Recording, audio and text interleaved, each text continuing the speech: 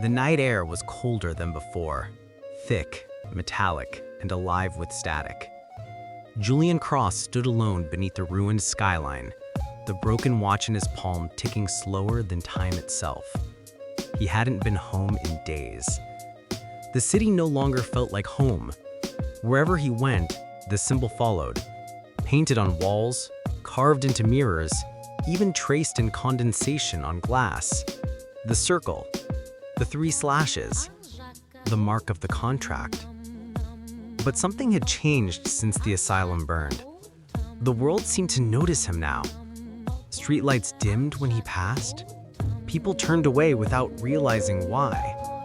Dogs barked at his reflection, but not at him. It was as though reality itself was beginning to reject his existence. He tried to destroy the codex once, burned it, shredded it, drowned it in gasoline.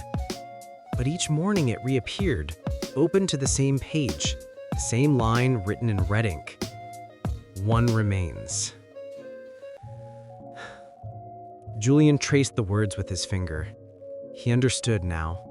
The first Arbiter was gone, but not dead.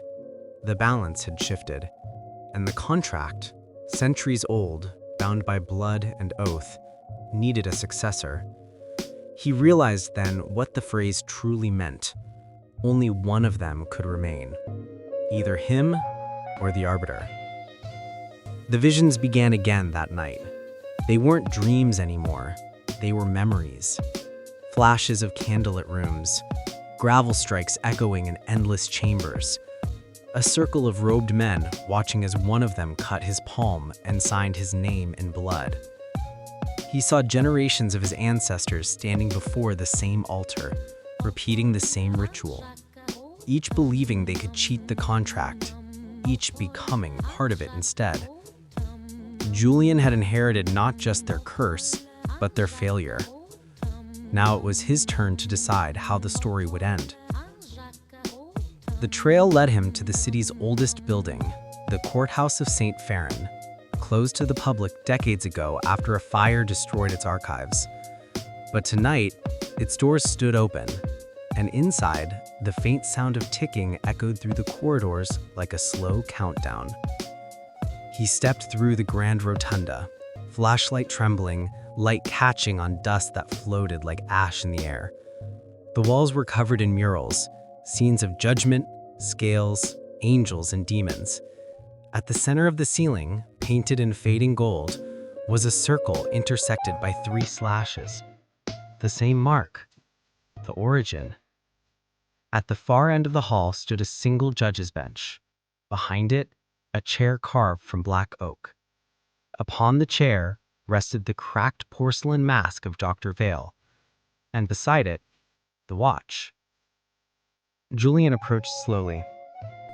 As his hand reached for the watch, it began to tick faster, then faster still, until the sound filled the room like 1,000 heartbeats overlapping. The air rippled. The murals began to move, figures within them shifting, turning, watching. And from the shadows behind the judge's bench, something emerged. A silhouette formed from smoke and memory, its outline human, but its edges undefined. The Arbiter. But this time, it was not Dr. Vale. It was him. His face. Pale, expressionless, eyes hollow. A perfect reflection of himself, bound in crimson light. The Arbiter was never a person. It was a role, a mantle. The contract needed a keeper, and it had chosen him. The two stood opposite each other, mirror and man, in the courtroom of ghosts. No words were spoken. None were needed. The walls began to dissolve, revealing layers of history beneath. The asylum, the burned chapel, the old trial rooms where men begged for mercy. Each scene flickered and vanished, looping in endless cycles. Julian felt the weight of all their sins pressing on his chest. Every verdict he'd manipulated, every innocent he'd condemned by omission, every not guilty he'd bought with his skill and pride. The contract was never about blood. It was about balance. To win at any cost meant something else had to lose. And for years, Julian had tipped the scales in his favor. Now, they demanded correction. He stepped closer to his reflection. The ticking slowed. He could hear only his own heartbeat now. Steady, deliberate, and fading. The Arbiter raised its hand. In its palm, the codex appeared, open to the final page. The ink shimmered like fresh blood. Julian reached for it. Their hands met, and in that instant, time stopped. The world folded inward, the walls crumbling into white light.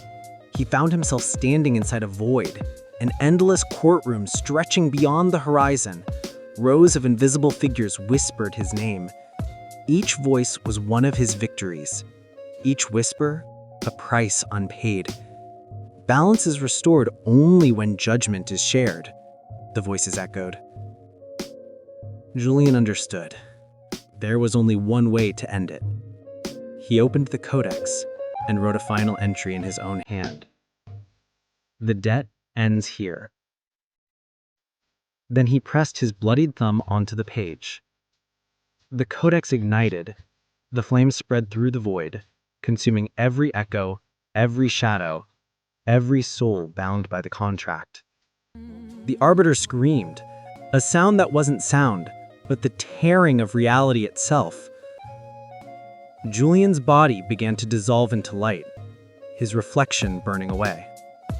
As he faded, he felt peace for the first time in years. When morning came, the courthouse was gone. Only ashes remained.